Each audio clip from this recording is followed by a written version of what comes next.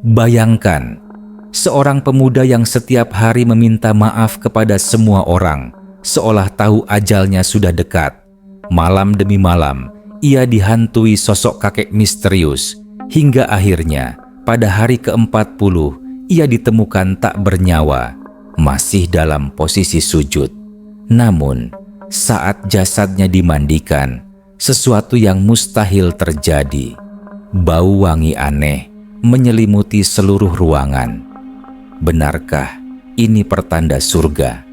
Atau sebuah misteri kematian yang tak akan pernah terjawab?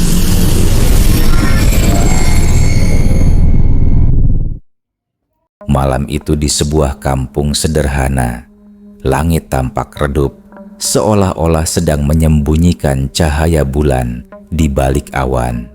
Dino, seorang pemuda berusia 21 tahun, baru saja pulang kerja dari pabrik tempatnya menghabiskan sebagian besar waktunya. Pabrik itu tak jauh dari rumah, hanya sekitar 3 kilometer. Namun perjalanan pulang malam hari terasa begitu panjang. Dino dikenal sebagai sosok yang menyenangkan. Setiap teman kerjanya mengakui kalau ia adalah tipe anak muda yang suka bercanda, setia kawan, dan tidak pernah pelit membantu. Bahkan di kampungnya, Dino dianggap seperti magnet kebahagiaan. Kehadirannya selalu membawa tawa. Tapi, akhir-akhir ini, ada satu hal aneh yang sering ia lakukan. Setiap hari, entah di pabrik, di rumah, atau saat nongkrong bersama teman-teman kampung, Dino selalu mengucapkan satu kalimat. "Kalau aku ada salah sama kalian, aku minta maaf." Ya, awalnya orang-orang hanya menganggap itu bercandaan khas Dino. Mereka tertawa, membalas dengan canda. "Wah, kayak mau pergi jauh aja, Din." Tapi semakin lama, kebiasaan itu terasa janggal. Dino mengucapkannya dengan wajah serius, meski sering ia tutup dengan senyuman tipis agar tidak terlihat aneh. Suatu malam sepulang kerja, Dino mengendarai motornya melewati jalan sepi.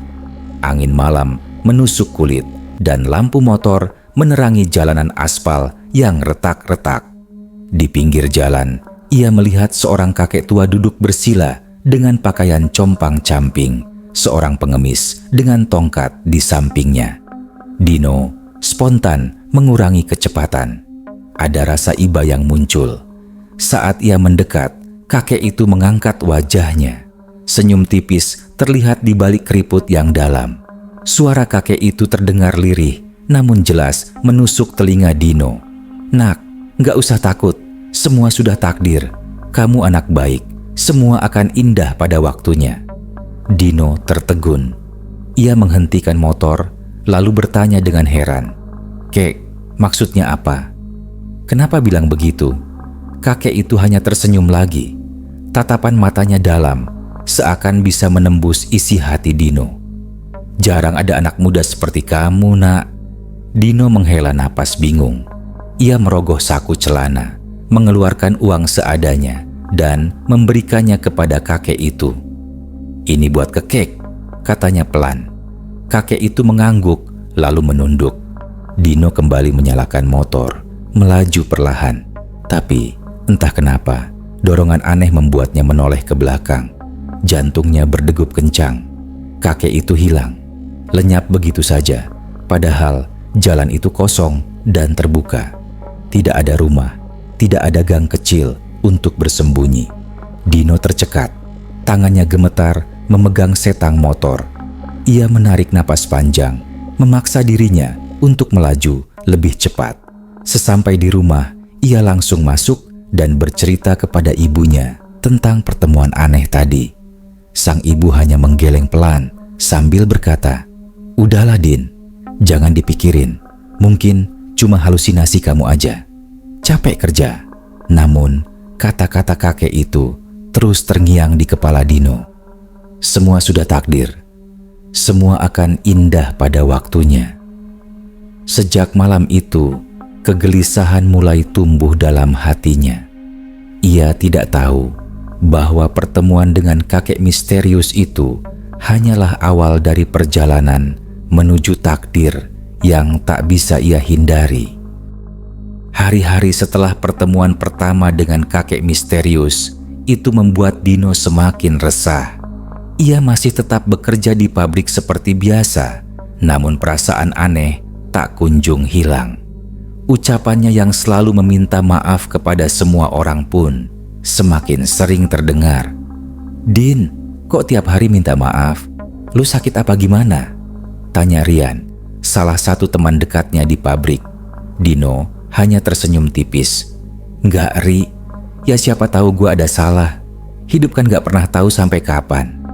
Rian mengernyitkan dahi, merasa kalimat Dino janggal, tapi ia hanya menepuk bahu sahabatnya itu dan mengalihkan pembicaraan. Siang itu, jam istirahat, Dino duduk di kantin pabrik. Pandangannya kosong, seolah pikirannya jauh melayang. Lalu, entah kenapa, ketika ia menoleh ke arah pintu belakang kantin yang menuju ke lorong sempit, ia melihat sosok yang sangat dikenalnya. Kakek itu, kakek yang beberapa hari lalu ia temui di jalan. Wajah keriputnya sama, senyumnya sama, dan tatapannya membuat bulu kuduk berdiri. Dino terperanjat. Gumamnya lirih. Ia berdiri dan berjalan mengikuti kakek itu yang perlahan masuk ke dalam lorong menuju kamar mandi pabrik. Langkah Dino ragu-ragu, namun rasa penasaran lebih kuat. Suasana lorong itu pengap, lampu neon berkedip-kedip, dan udara terasa lebih dingin daripada biasanya. Saat masuk ke kamar mandi, ia mendapati kakek itu berdiri menghadap cermin, meskipun tubuhnya terlihat samar, seolah kabut tipis melingkupi dirinya. "Kek, ngapain di sini? Ini kan pabrik. Kalau ketahuan satpam atau bos, bisa repot nanti," kata Dino dengan suara bergetar. Kakek itu menoleh pelan. Senyum tipis masih terpampang di wajahnya. "Yang sabar ya nak, sebentar lagi kok." Dino merasa dadanya sesak. Apa maksud ucapan itu? Sebentar lagi apa? Ia mencoba meraih tangan kakek itu, lalu dengan sigap menuntunnya ke pintu belakang. "Udah kek, keluar lewat sini aja, biar gak ketahuan bos. Ayo ikut saya." Tangannya menggandeng pergelangan tangan kakek itu. Rasanya dingin, sangat dingin, seperti menggenggam batu es. Namun Dino tetap memaksa berjalan menuju pintu belakang. Saat hampir sampai, ia bertemu Rian yang baru saja keluar dari gudang membawa kotak kardus. "Din, lo sama siapa?" tanya Rian sambil mengangkat alis. Dino refleks menoleh ke samping, ke arah kakek yang digandengnya tadi. Kosong, tangannya menggenggam udara. Dino terkejut, wajahnya pucat. Tadi kan ada kakek di sini, Ri. Gua barusan." Rian langsung memotong dengan tawa canggung. "Lo ngelantur, Din. Kayaknya lo kurang tidur." Dino tercekat, dadanya naik turun cepat. Ia yakin sekali tadi menggandeng tangan kakek itu, dinginnya masih terasa di telapak tangannya. Tapi sekarang sosok itu lenyap.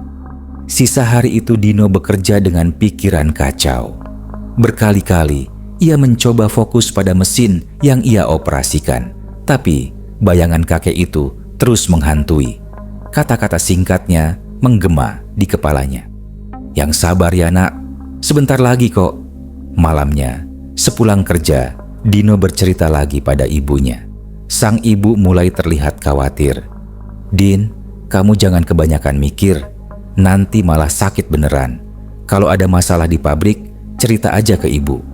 Tapi Dino hanya menggeleng. "Nggak ada masalah bu, tapi kakek itu aneh. Kok bisa ada di pabrik?" Ibunya terdiam, hanya bisa menatap anaknya yang kini sering melamun. Beberapa hari berikutnya, kejadian-kejadian aneh semakin sering dialami Dino. Suatu sore saat sedang bekerja, ia melihat bayangan kakek itu melintas di antara mesin-mesin pabrik. Namun ketika ia menoleh, tidak ada siapa-siapa. Suara mesin yang berisik seolah tidak bisa menutupi desiran angin dingin yang tiba-tiba menyusup ke dalam ruangan. Puncaknya terjadi ketika lampu pabrik sempat mati mendadak karena korsleting. Dalam kegelapan itu, Dino melihat jelas sosok kakek berdiri di ujung lorong, menatapnya tanpa berkedip. Saat lampu kembali menyala, sosok itu hilang begitu saja. Teman-temannya mulai menyadari perubahan sikap Dino. Ia jadi sering diam, jarang bercanda, dan lebih sering mengucapkan permintaan maaf yang terdengar aneh bagi mereka. "Lo kenapa sih, Din? Jadi kayak orang mau pergi jauh aja. Jangan-jangan lo mau resign?" kata salah seorang temannya sambil tertawa. Dino hanya tersenyum tipis. "Kalau gua ada salah, maafin ya." Tawa teman-temannya hanya membuat hati Dino semakin berat. Ada firasat buruk yang makin lama makin menguat. Ia merasa waktu untuknya semakin sedikit. Malam itu, sebelum tidur, bayangan wajah kakek itu kembali muncul. Senyumnya, ucapannya, dan tatapannya seolah menempel di ingatan Dino. Ia mulai bertanya pada dirinya sendiri, apakah aku akan mati? Apakah semua ini tanda-tanda? Dino menarik napas panjang. Suara mesin pabrik, tawa teman-temannya, bahkan suara ibunya di rumah, semuanya terasa jauh, seakan satu persatu sedang memudar. Dan ia tahu sosok kakek itu akan datang lagi, lebih dekat, lebih nyata. Hari-hari berlalu dengan rasa cemas yang semakin menjerat Dino. Sejak pertemuannya dengan kakek misterius di pabrik, pikirannya tidak pernah benar-benar tenang. Ia merasa terus diawasi, bahkan saat berada di rumah sekalipun. Setiap malam, sebelum tidur, ia selalu mengingat kembali wajah kakek itu. Senyum tipis, mata yang dalam, ucapan singkat penuh teka-teki. "Yang sabar ya nak, sebentar lagi kok." Kata-kata itu menghantui, membuat Dino gelisah hingga sulit terlelap. Ibunya mulai khawatir. "Din, kamu kenapa? Dari kemarin murung terus, jangan-jangan ada cewek bikin sakit hati?" tanya sang ibu, mencoba mencairkan suasana. Dino tersenyum, meski senyumnya hambar. "Gak ada bu, Dino baik-baik aja. Cuma sering kepikiran sesuatu." Ibunya tidak puas dengan jawaban itu. Namun, ia tidak mau memaksa. Ia hanya berdoa dalam hati agar anak semata wayangnya itu baik-baik saja. Malam ke-20 hari itu, setelah selesai bekerja, Dino pulang dengan wajah lesu. Teman-temannya sudah mulai terbiasa mendengar permintaan maafnya setiap hari. Tapi kali ini, tatapan mereka berbeda. Mereka saling berbisik, membicarakan keanehan Dino yang semakin terlihat jelas. "Lu sadar gak sih Din sekarang kayak orang lain?" bisik salah satu temannya di jalan pulang. "Iya, tiap hari minta maaf. Gue jadi gak enak hati sendiri," balas yang lain. Malam itu, di kamarnya yang sederhana, Dino duduk di tepi ranjang. Lampu redup, kipas angin berputar lambat. Ia merasa ada sesuatu yang mengganggu. Perasaan itu semakin kuat, seolah ada mata yang mengawasinya dari sudut gelap kamar. Jam menunjukkan pukul 1 dini hari ketika Dino mendengar suara samar. Suara langkah kaki, pelan, teratur, mendekat dari arah ruang tamu. Jantungnya berdegup kencang. Rumah itu kecil, hanya terdiri dari ruang tamu, kamar ibu, dapur, dan kamarnya sendiri. Tidak mungkin ada orang masuk tanpa ibunya tahu. Krek, suara lantai kayu berderit. Langkah itu semakin jelas. Dino menahan napas, menatap pintu kamarnya yang tertutup. Bayangan hitam perlahan merambat di celah bawah pintu. Bayangan seseorang berjalan mendekat. "Siapa?" bisik Dino. Suaranya hampir tidak terdengar. Pegangan pintu bergetar pelan. Klek, klek. Dino memelototkan mata. Keringat dingin membasahi keningnya. Ia ingin berteriak memanggil ibunya, tapi mulutnya seakan terkunci. Tiba-tiba, pintu itu terbuka sendiri. Perlahan, engsel berderit panjang. Dan di ambang pintu, berdirilah sosok kakek itu. Pakaian lusuhnya sama, tongkatnya di tangan, dan senyum tipis yang semakin menyeramkan dalam remang cahaya lampu kamar. Dino langsung merosot ke belakang, punggungnya menempel pada dinding. Dari mana masuknya? Ini rumah, pintunya dikunci semua. Kakek itu melangkah masuk. Tidak ada suara langkah, seolah kakinya melayang. Tatapannya lurus ke arah Dino. Bibirnya bergerak, mengucapkan kalimat yang sama, singkatnya seperti biasa. Yang menjemput kamu besok banyak, nak, ikutlah bersama mereka. Suara itu dingin, menusuk, seperti bisikan, sekaligus gema. Dino menggigil. Apa maksud kakek? Menjemput siapa? Kakek itu hanya tersenyum. Senyuman yang kali ini terasa mengerikan, bukan menenangkan. Sesaat setelah itu, tubuhnya kabur, seperti asap, lalu lenyap di depan mata Dino. Dino berteriak, "Bu!" Ibunya terbangun, berlari masuk ke kamar Dino dengan wajah panik. "Kenapa, Din?" Dino gemetar, menunjuk pintu kamar. "Bu, tadi ada kakek masuk," terus ngilang di depan mata Dino. Ibunya memegang wajah anaknya, mencoba menenangkan. "Kamu mimpi, Din. Udah istighfar, jangan terlalu dipikirin." Tapi Dino tahu itu bukan mimpi. Kakek itu nyata. Ia melihatnya dengan mata kepala sendiri. Keesokan harinya Dino berangkat kerja dengan wajah kusut. Rian, yang biasanya jadi partnernya, langsung menyadari perubahan itu. "Din, lo makin pucat aja. Tidur lo cukup nggak?" tanya Rian. Dino menghela napas berat. "Ri, gue semalam kakek itu datang lagi ke kamar gue, ngomong sesuatu yang bikin gue nggak tenang." Rian terdiam. Meskipun ia ingin menertawakan atau menganggap Dino berhalusinasi, tatapan sahabatnya itu terlalu serius untuk dianggap bercanda. "Maksud lo, kakek yang lo bilang kemarin itu, yang suka muncul di pabrik juga?" Dino mengangguk. "Iya, dia bilang, besok banyak yang menjemput gua. Gua nggak ngerti maksudnya." Rian merinding. Ia menepuk bahu Dino, mencoba menenangkan. "Udahlah, Din, jangan dipikirin. Mungkin lo kecapean. Nanti gua temenin pulang, biar lo nggak sendirian." Namun dalam hati kecilnya, Rian mulai merasa takut juga. Malam kedua, setelah kedatangan Dino semakin sulit tidur. Setiap ia memejamkan mata, bayangan kakek itu muncul. Suara kalimat singkatnya terus terngiang, seolah diulang-ulang. Sekitar jam 2 dini hari, ia kembali mendengar suara. Kali ini bukan langkah kaki, melainkan bisikan.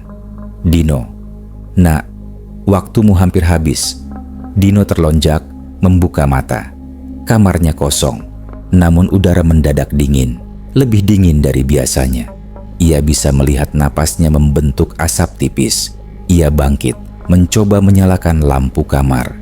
Tapi lampu itu hanya berkedip-kedip, seperti hendak mati. Dalam kerlip cahaya, ia melihat sesuatu di cermin kecil yang tergantung di dinding. Sosok kakek itu berdiri tepat di belakangnya. Dino menoleh cepat. Kosong. Tapi di cermin, sosok itu masih ada, tersenyum, seolah menunggu. Dino jatuh terduduk, tubuhnya gemetar hebat. Ia menutup wajah dengan kedua tangan, berdoa sekuat hati. Namun doa itu tidak menghentikan bayangan kakek di cermin. Bayangan itu hanya perlahan menghilang, menyisakan kabut tipis yang entah dari mana muncul di dalam kamar. Keesokan paginya, ibunya menemukan Dino duduk di pojok kamar dengan wajah lesu dan mata merah karena semalaman tidak tidur. "Din, kamu jangan bikin ibu takut. Kalau sakit bilang." Jangan dipendam. Dino hanya tersenyum kecut. "Bu, apa aku bakal mati?" Ibunya tercekat. "Astagfirullah, jangan ngomong sembarangan, Din." Tapi Dino serius. Ia tahu apapun yang terjadi, waktunya semakin dekat. Dan malam berikutnya, kakek itu akan datang lagi. Lebih nyata, lebih menyeramkan. Sejak malam di mana kakek itu muncul di kamarnya, hidup Dino berubah drastis. Ia bukan lagi pemuda ceria yang dikenal semua orang. Senyum yang dulu lepas kini hanya sesekali muncul Itu pun dipaksakan. Matanya sayu, tubuhnya terlihat lemah, dan ia lebih sering termenung sendirian. Teman-temannya di pabrik sering memperhatikan perubahan itu. Rian, sahabat paling dekatnya, berulang kali mencoba menegur. "Din, lo makin pucat aja. Gua gak pernah lihat lo segini dropnya. Sakit lo." Dino menggeleng pelan. "Gua gak tahu, Ri. Gak ada sakit. Badan gua gak panas, gak pusing. Tapi gua ngerasa ada yang aneh. Kayak tubuh gua pelan-pelan ditarik ke sesuatu." Rian merinding mendengar kalimat itu. Ia berusaha tertawa kecil. "Jangan ngomong aneh-aneh lah, Din. Lo tuh bikin gua gak enak hati. Kalau sakit, mending periksa ke dokter." Dino hanya tersenyum samar.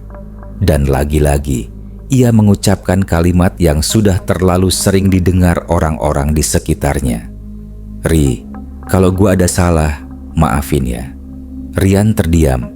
Biasanya, ia akan membalas dengan candaan, tapi kali ini hatinya seperti disayat. Ada ketulusan aneh dari ucapan itu. Hari ke-30, Dino semakin sering termenung. Di rumah, ia duduk di teras sambil menatap kosong jalan kampung.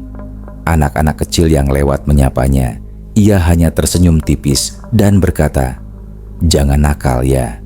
Hidup itu sebentar." Ibunya makin resah. Malam itu, ketika makan malam, ibunya mencoba bicara serius. "Din, ibu perhatiin kamu makin aneh. Kamu kenapa? Badan sehat, tapi muka kayak orang ketakutan. Kamu mimpi buruk lagi?" Dino meletakkan sendoknya. Tatapannya kosong ke arah piring. "Bu, kalau nanti Dino nggak ada, ibu jangan sedih ya." Sendok di tangan ibunya jatuh ke meja. "Astagfirullah Dino, jangan ngomong gitu. Kamu masih muda, jangan pikir aneh-aneh." Dino tersenyum kecut, lalu berdiri dan masuk ke kamarnya tanpa berkata apa-apa lagi. Malam itu, ibunya menangis diam-diam. Ia tidak mengerti apa yang sebenarnya terjadi pada anaknya. Malam kedatangan. Lagi, pada malam ke-31, Dino terbangun oleh suara ketukan di jendela kamarnya. Tok, tok, tok.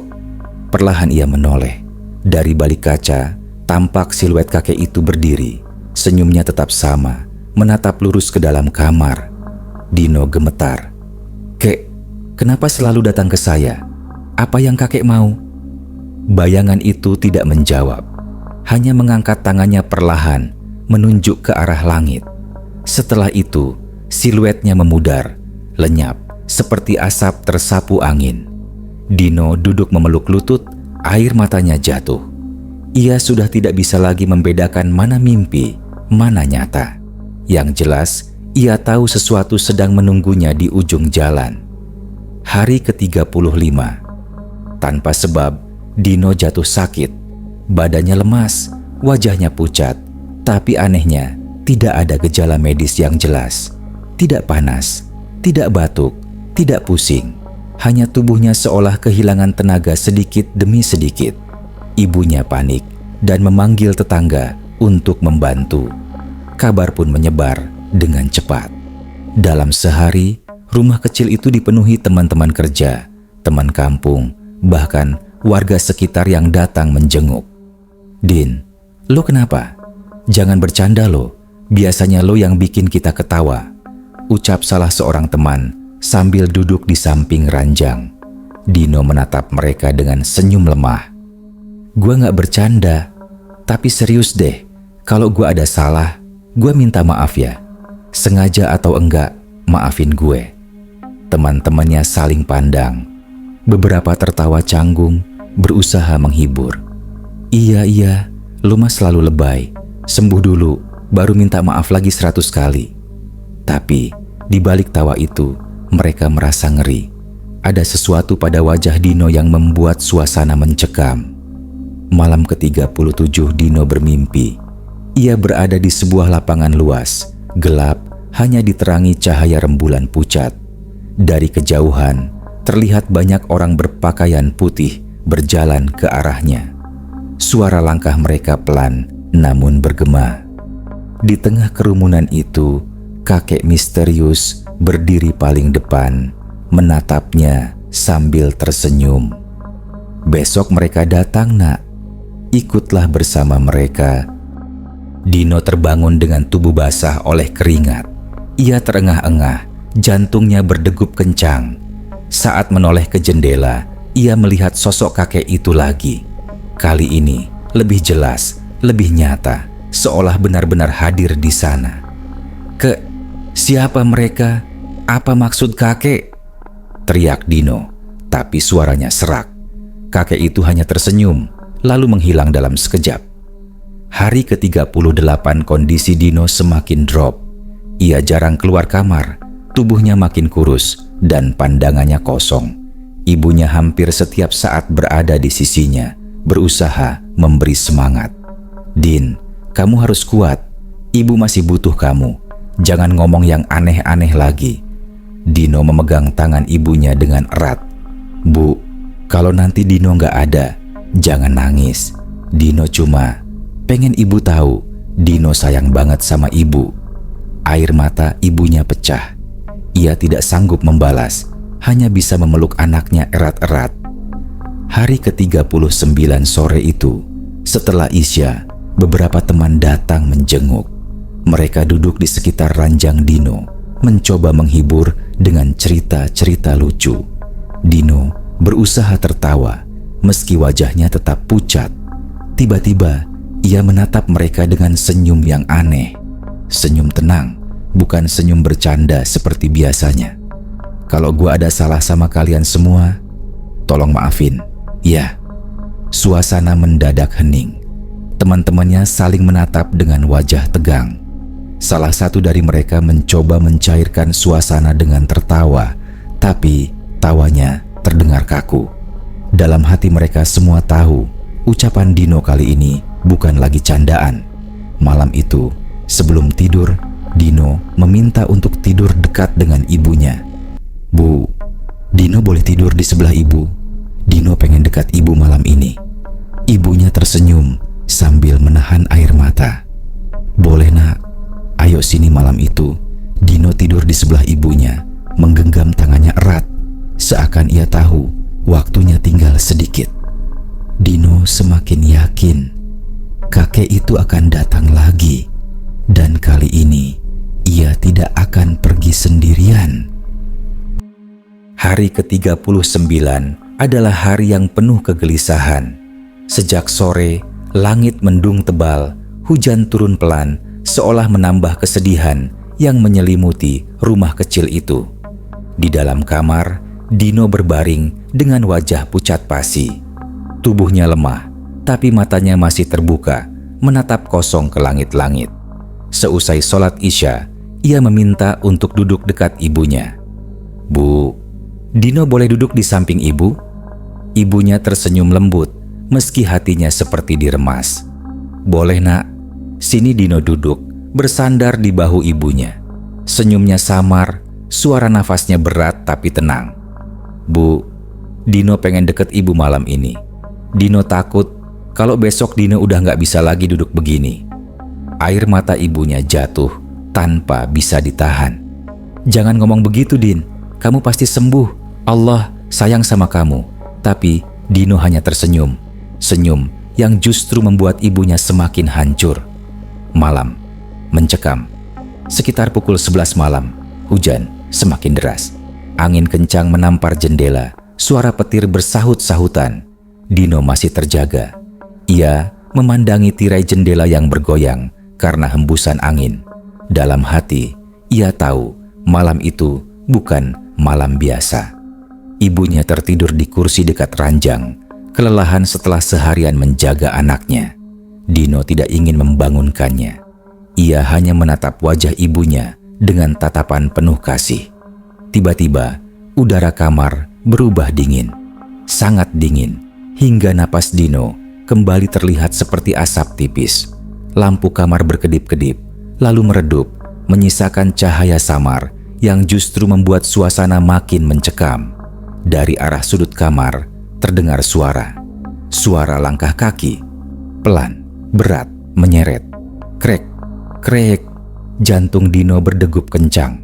Ia menoleh perlahan, dan benar saja, di sudut kamar yang gelap, sosok kakek itu muncul lagi. Pakaian lusuhnya basah seolah kehujanan, tongkatnya menancap di lantai, dan senyum tipisnya tetap sama. Namun kali ini, kakek itu tidak sendirian. Di belakangnya, samar-samar terlihat bayangan-bayangan manusia berpakaian putih. Wajah mereka kabur, tapi langkah mereka serempak, pelan, mendekat. Dino gemetar hebat. Kek, siapa mereka? Kakek itu menatapnya lama, lalu berkata dengan suara lirih namun tegas, "Yang menjemput kamu sudah datang, Nak." Ikutlah bersama mereka. Dino mundur, punggungnya menempel ke dinding. Tubuhnya lemas, suaranya bergetar.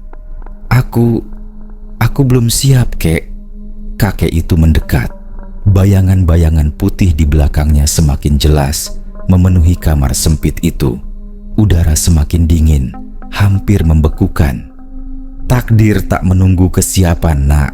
Kau anak baik, waktunya sudah tiba," jawab kakek itu. Panggilan terakhir Dino mencoba berteriak, tapi suaranya tercekat di tenggorokan. Ia menoleh ke arah ibunya yang masih tertidur di kursi. Air matanya jatuh deras. "Bu," bisiknya lirih. Kakek itu semakin dekat, jaraknya kini hanya beberapa langkah. Sosok-sosok putih di belakangnya berhenti, seolah menunggu aba-aba. Dino menutup wajah dengan kedua tangan, tubuhnya bergetar. Ia berdoa lirih, memohon kekuatan. Tiba-tiba, ibunya terbangun karena merasa ada angin dingin menusuk. Ia melihat anaknya duduk gemetar di ranjang, wajahnya penuh air mata. "Din, kamu kenapa, Nak?" Dino menatap ibunya dengan sorot mata yang tak pernah terlihat sebelumnya. Sorot mata penuh perpisahan. "Bu, maafin Dino. Kalau Dino ada salah, besar kecil, sengaja atau enggak, maafin Dino ya, Bu." Ibunya langsung menangis, memeluk anaknya erat-erat. "Astagfirullah Dino, jangan ngomong begitu. Kamu masih ada di sini, kamu gak akan kemana-mana." Tapi Dino hanya tersenyum. Senyum yang membuat bulu kuduk berdiri. Senyum yang bukan sekadar senyum sakit, tapi senyum seseorang yang sudah tahu waktunya hampir habis. Detik-detik menuju fajar. Sekitar pukul 3 dini hari, Dino semakin lemah. Nafasnya tersengal-sengal, matanya mulai sayu. Teman-teman kampung yang mendengar kabar sakitnya pun berdatangan ke rumah, memenuhi ruang tamu. Mereka masuk bergantian ke kamar, menyalami Dino. Setiap orang yang masuk, ia sambut dengan kalimat yang sama. "Kalau gua ada salah, maafin ya."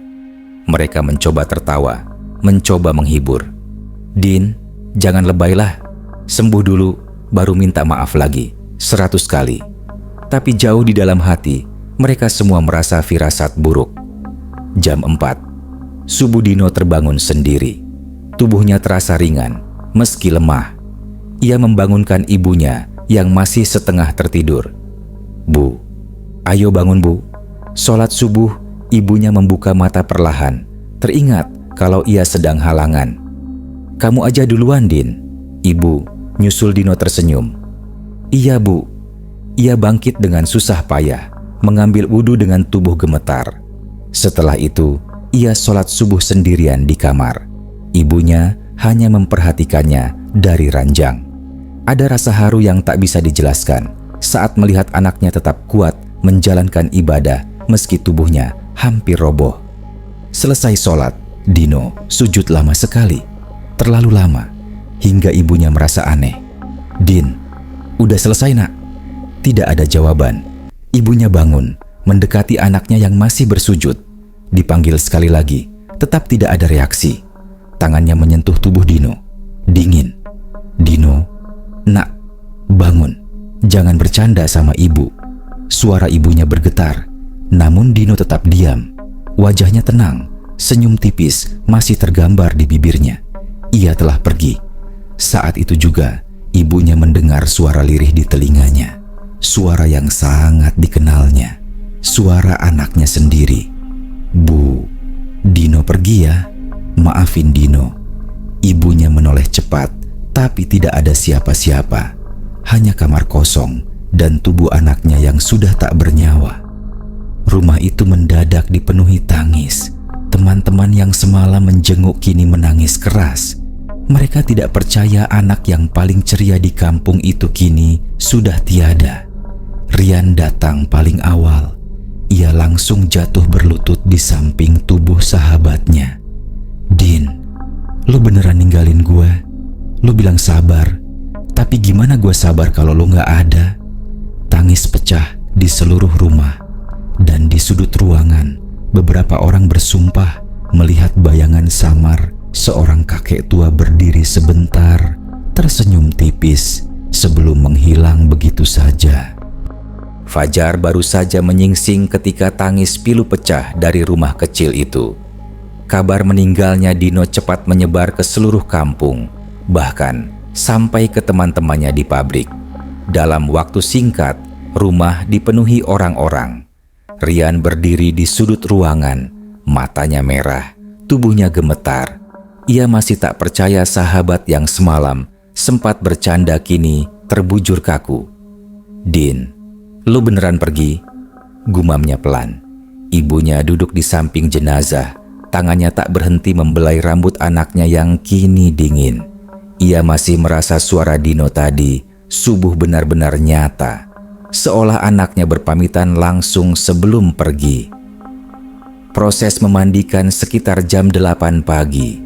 Jenazah Dino dipersiapkan untuk dimandikan. Ustadz Hashim, seorang tokoh agama di kampung itu, memimpin prosesi. Beberapa lelaki ikut membantu, sementara keluarga dan warga lainnya menunggu di luar. Saat kain kafan dibuka dan air dituangkan, tiba-tiba seluruh ruangan dipenuhi aroma harum yang aneh. Bukan wangi minyak wangi biasa, bukan pula bunga. Baunya lembut, menusuk hidung, membuat dada lapang. Salah seorang warga menutup hidung, bingung. "Ini wangi apa ya? Kayak bukan dari air atau sabun." Ustadz Hashim berhenti sejenak, menatap jenazah Dino. Matanya berkaca-kaca. "Ini wangi yang Allah berikan. Jarang sekali jenazah mengeluarkan bau seperti ini." Semua yang hadir terdiam, merinding. Wangi itu semakin pekat hingga keluar ke ruang tamu, membuat orang-orang yang menunggu ikut terheran. "Wangi banget, padahal rumah ini gak ada parfum," bisik salah seorang ibu. Ibunya Dino menangis makin kencang. Dalam tangis ada rasa syukur dan haru yang bercampur. Kafannya ringan. Ketika jenazah selesai dimandikan dan dikafani, para lelaki bersiap untuk mengangkatnya ke keranda. Biasanya butuh 4 orang untuk mengangkat jenazah dewasa. Tapi kali ini, ketika salah seorang mencoba mengangkat, ia kaget, bukan main. "Ringan sekali," katanya terbata. Seolah jenazah Dino tidak berbobot sama sekali. Hanya dengan 2 orang, tubuh itu bisa diangkat dengan mudah. Warga yang melihat semakin berbisik-bisik. Ada rasa kagum sekaligus takut. Bagaimana mungkin seorang lelaki dewasa bisa seringan itu setelah meninggal? Rian yang ikut mengangkat menahan air mata. Ia merasa seolah sahabatnya benar-benar dipermudah jalannya. Perjalanan ke pemakaman iring-iringan jenazah berangkat menuju pemakaman desa. Jalan setapak yang biasanya terasa jauh, kali ini dilalui dengan cepat. Setiap langkah, wangi aneh itu semakin kuat, seolah keluar dari tubuh Dino sendiri. Beberapa warga bahkan menoleh ke tanah yang dilalui keranda. "Tanahnya ikut wangi," ujar tukang gali kubur yang lebih dulu ada di lokasi. Angin sepoi membawa aroma itu ke seluruh pemakaman, membuat semua orang yang hadir terdiam. Suasana berkabung berubah menjadi hening penuh misteri. Misteri di tanah kubur. Ketika liang lahat selesai digali, jenazah diturunkan perlahan. Rian ikut membantu masuk ke dalam liang. Saat tubuh Dino diletakkan di tanah, wangi itu makin kuat, menusuk hidung semua orang yang hadir. Tukang gali kubur sampai terhenti, menatap tanah di sekeliling. Aneh sekali, tanah ini wangi. Padahal tanah kuburan biasanya bau lembab. Ustadz Hashim hanya bisa menggeleng. Wajahnya serius, tapi matanya berkaca-kaca. Ini tanda kebaikan anak ini. Jangan pernah remehkan amal kecil yang tulus. Saat doa dipanjatkan, beberapa orang bersumpah melihat sosok samar berdiri di pinggir pemakaman. Sosok seorang kakek tua, memakai baju lusuh, membawa tongkat. Ia tersenyum tipis, menatap ke liang lahat, sebelum perlahan menghilang bersama embusan angin. Rian melihatnya sekilas, bulu kuduknya berdiri. Ia teringat semua cerita Dino tentang kakek itu. Astagfirullah, jadi benar, kakek itu bukan manusia biasa. Pulang dengan pertanyaan. Setelah jenazah dimakamkan, warga pulang dengan perasaan campur aduk. Ada rasa duka, tapi juga rasa takjub. Sepanjang jalan, mereka masih membicarakan tentang wangi aneh dan tanah yang berubah harum. Belum pernah saya lihat kejadian begini, kata salah seorang bapak. Kalau bukan orang yang benar-benar baik, nggak mungkin Allah kasih tanda begini, jawab yang lain. Sementara itu, ibunya Dino berjalan pulang dengan langkah gontai. Tangisnya belum berhenti, tapi di hatinya ada ketenangan aneh. Seolah ia tahu anaknya benar-benar pergi dalam keadaan baik. Rian menemani dari samping. Ia masih syok, tapi ada sesuatu yang terus mengganggunya. Ingatan tentang kakek misterius yang hanya dilihat Dino, kini juga sempat ia lihat sebentar. Din, siapa sebenarnya kakek itu? Bisiknya dalam hati. Malam. Setelah pemakaman malam itu, rumah Dino masih dipenuhi tamu yang membaca doa. Setelah semua bubar, ibunya duduk sendirian di kamar anaknya. Ia memandangi kasur yang masih rapi dengan sajadah terbentang. Air matanya jatuh lagi. Tiba-tiba, angin sepoi masuk lewat jendela. Ruangan sejenak dipenuhi wangi yang sama seperti siang tadi. Wangi yang tak pernah ia cium sebelumnya. Dan samar-samar ia mendengar suara anaknya. Lirih, pelan, tapi jelas. Bu, Dino bahagia. Jangan nangis lagi ya. Ibunya langsung tersungkur menangis. Dino, anak ibu. Suara itu hilang begitu saja, meninggalkan keheningan. Sejak hari itu, kampung tempat Dino tinggal sering diceritakan orang. Tentang seorang pemuda 21 tahun yang setiap hari meminta maaf, bertemu kakek misterius, lalu meninggal dengan cara yang penuh tanda-tanda ajaib. Orang-orang percaya kakek itu adalah malaikat atau utusan yang menjemput Dino. Wangi aneh di tubuh dan tanah kuburnya dianggap tanda ia wafat dalam keadaan husnul khatimah. Rian, sahabatnya, sering datang ke makam Dino. Ia duduk lama di sana, merenung. Din, gue janji bakal jadi orang baik kayak lo.